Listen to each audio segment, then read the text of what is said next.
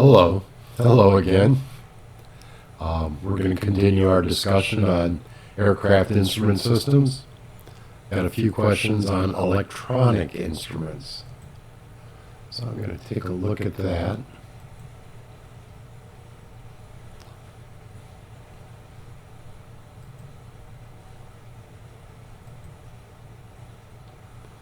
Starting with EFIS, the Electronic Flight Instruments System. So instruments is plural, so there's usually a number of instruments. Showing on the screen is two, but there may be many more.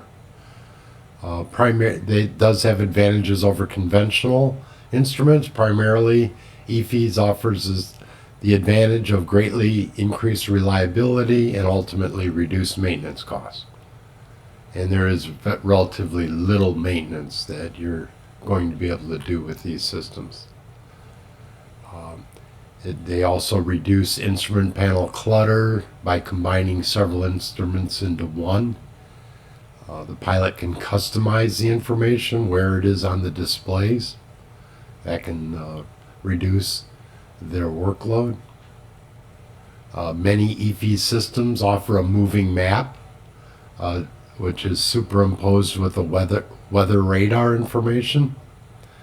Collision avoidance information is also available into certain displays, probably for the higher up, but that's becoming more common, and especially with the advent of ADSB,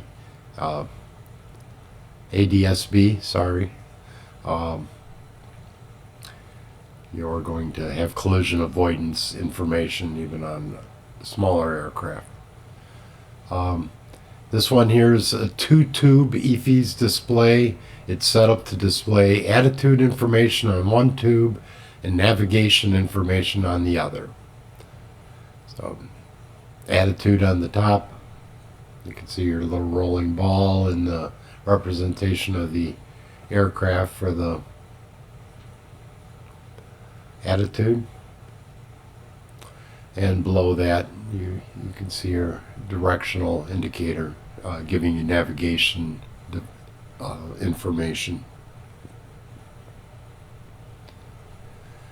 Electronic systems are going to be more complex. Certainly on the larger aircraft, there's actually going to be a separation of the instrument and its related electronic controls, and that's why you'll find electrical and equipment bays or avionic bays on aircraft, on the larger aircraft.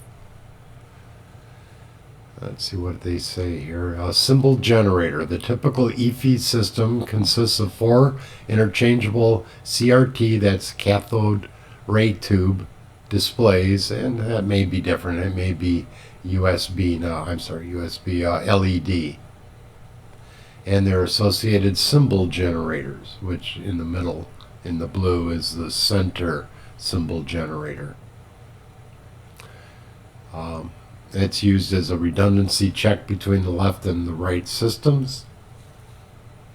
If one or more of the units fail, the others will control the electronic displays. The symbol generator receives signals from the various instruments and navigational sensors located throughout the aircraft. So it's not really the display, it's more of the unit that generates. It's a symbol generator.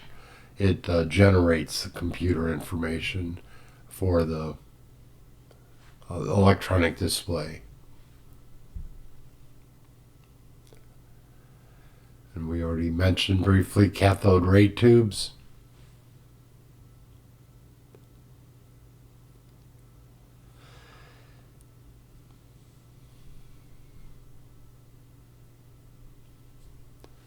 A-Rink 429 bus. A bus is a common conductor. Could be a bar that various components. It's almost like a power bar that you plug in, and then you can plug 5 or 6 different items into. Well, electronics in effect work the same way. Um, Signals are usually sent through a data bus, uh, which is made up of twisted pair of insulated wires surrounded by an outer shielding. It's the 429, so it's I, you can look at the copyright here, 2001. So some of this information is a little dated. Um, A rank does stand for the Aeronautical Radio Incorporated, and 429 is a code for a specific digital data standard. The system uses a 32-bit word for all information transmitted over the data bus. The display controller is in effect your remote control, or it's your push button units on or near the instrument itself. In this case, it allows the pilot to select appropriate system configurations for the current flight situation. And you can see that there's a selector switch here, which could go into VOR, ADF, INS, what's that, TCN? I'm going to have to check what that is.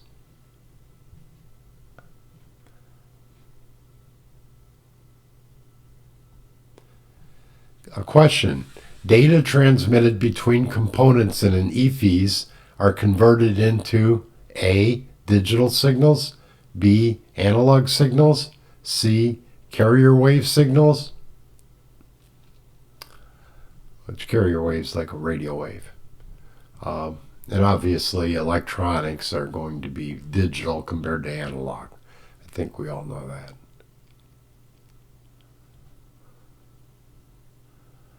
Yeah, via an avionics standard communication bus using a time-sharing basis. We get into that a little bit too.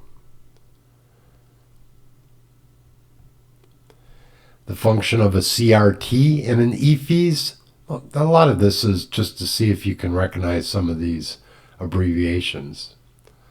Or CRT, cathode ray tube.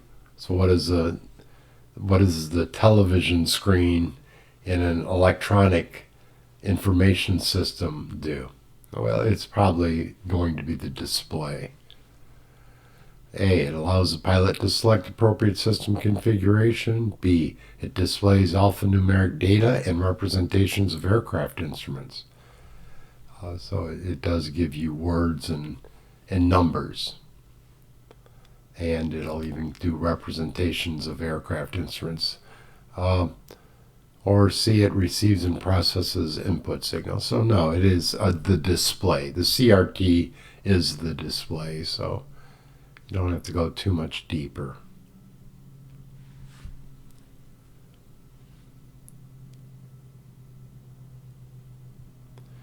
And what is the function of the symbol generator? So you can see a theme. They're basically bouncing around, I think, the four main areas of an electronic flight information system. They'll just see now, do you know what the SG is? Luckily, they tell you it's a symbol generator. So it's going to generate the information that goes to the monitor. So more to the display. So it's not the display, that's A. B, the channel selector, it's not that. It must be C. It receives and processes input signals and then generates a symbol to send the data to the appropriate display. So C is what a symbol generator does.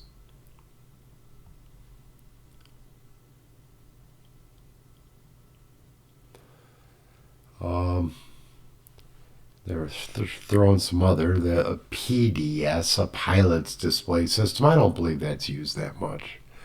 And CDS, the co-pilot's display system, no, they don't. It's usually the primary flight display and then the multi-function display.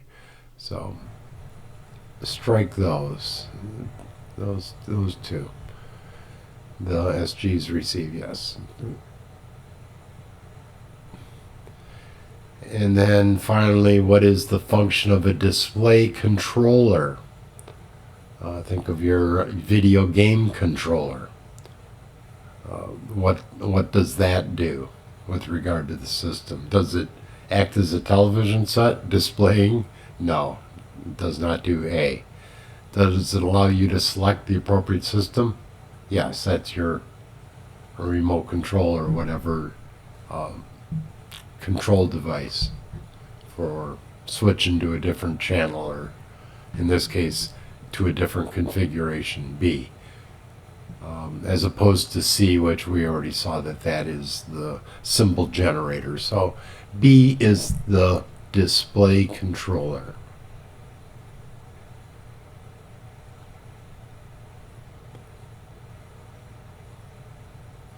They do seem to run together, don't they? So basically, I keep track of what the four different ones are. There's an electronic attitude director. Again, a director suggests where you should go. And so I would imagine, like the regular attitude director, it's putting the little hash bars on the side, and your aircraft representation should match with them. Like, I presume this is level and level flight there. That's displayed. So it gives basic pitch and roll information. So it does give you the roll information. So you'll basically see the aircraft tilt. And I'm sure the numbers will pop up here, probably right here.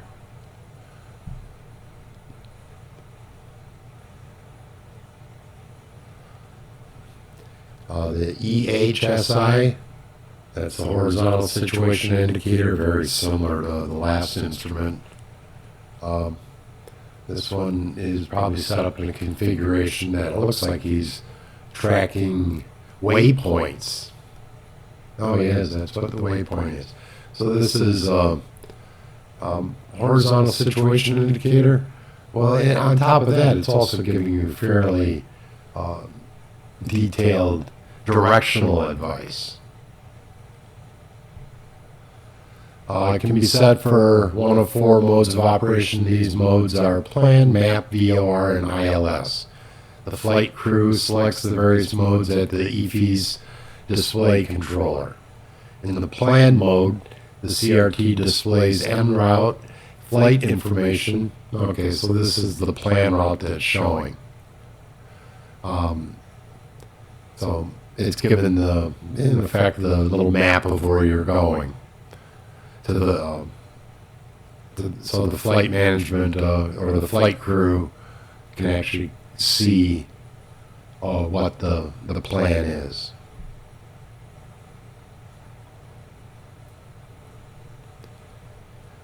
Electronic displays, the displays here in the figure do look pretty accurate. And these are engine instruments. So as mechanics, we look at these instruments a lot more than those other instruments. So these instruments are the ones that you're mostly going to be familiar with. And you can see from the top EPR, the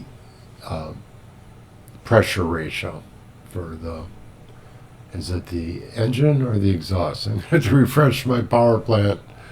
N1, that's like your tachometer, the percentage of maximum. EGT, exhaust gas temperature.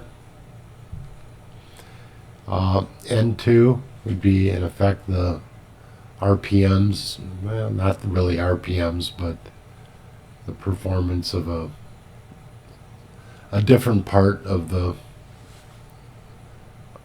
fans or the turbine.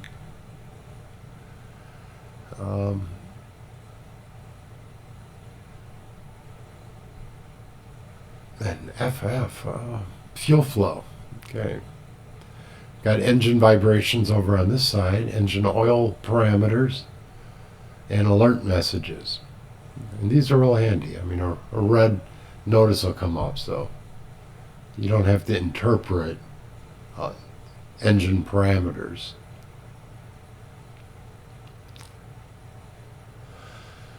Okay, sometimes they'll even provide or suggest corrective actions.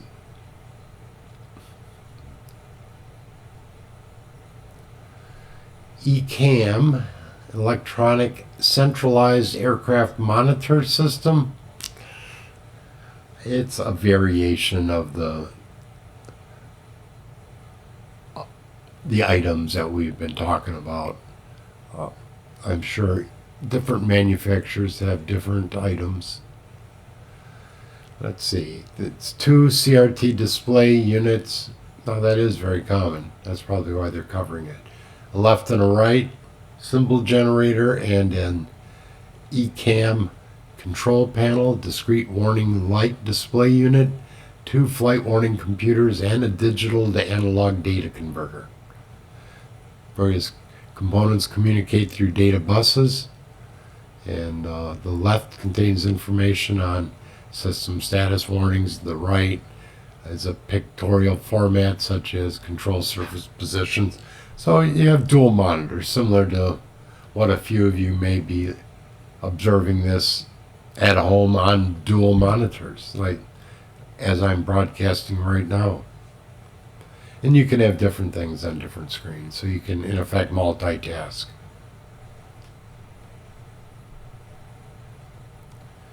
ECAS, this is a pretty common to, I think it's Boeing, and there may be questions about what does ECAS stand for. It's the Engine Indicating and Crew Alerting System. And it's right up there with EFES. EFES would, I guess, is more Airbus. ECAS is Boeing, but there's no hard and fast rules on any of that. It consists of 2 CRT displays, a left and a right, a display selector panel, discrete caution and warning displays, also in a standby engine indicator. So pretty much the same. The integrated flight deck as shown. Contemporary aircraft instrument systems have taken advantage of the advancements in digital technologies to become more and more integrated. Modern corporate and transport jet aircraft can now display several functions for in-flight situational awareness, navigation, and aircraft system performance on 1 or 2 LCD screens, as shown in this picture of a Canadian Air 900 regional jet's integrated flight deck.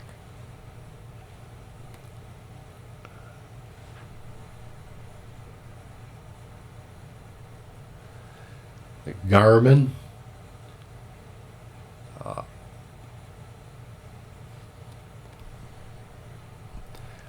provides synthetic vision technology for visual flight reference, and it also has a nice representation of engine instruments. It doesn't show it on this screen, but the Garmin 1000 would display it over on the usually on the left side, which I imagine can be set up.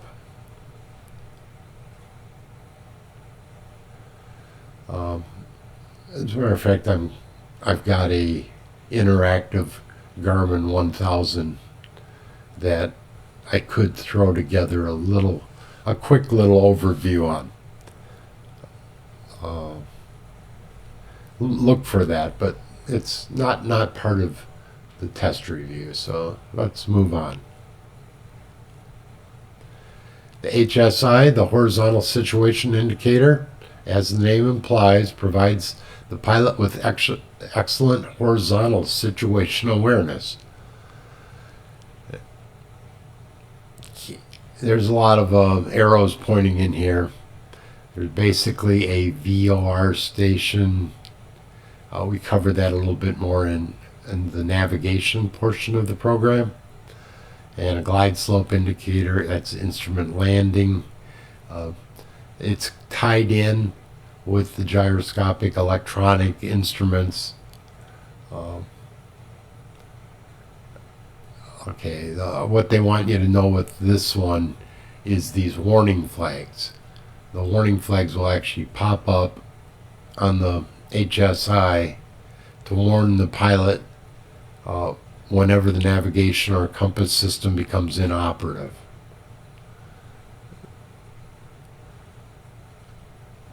So if it's inoperative, I presume a flag's going to pop up here. I don't see any on the screen right now.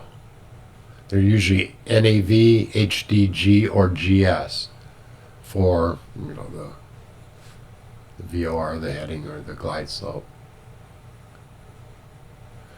All right, here's the question. When flags such as NAV, heading, or GS are displayed on an HSI, the indication is, and sometimes you're going to see this question as HIS because most people's computers want to correct for that.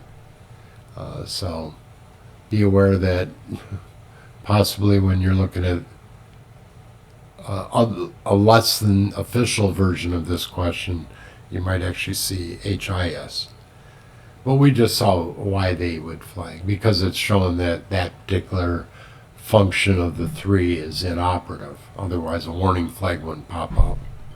So that function is inoperative. No sense having warning flags if it's operating, or they don't really pop up if you're just deviating. They probably do now. Most of the cars do. So inoperative, A.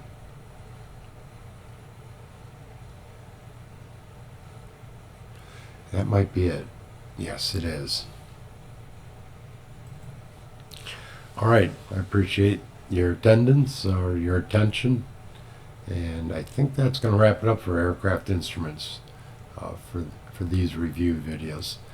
We may throw something else in, but project explanations, I'm going to recruit the instructors to actually allow me to film them explaining them. So, all right. Until the next class. Bye.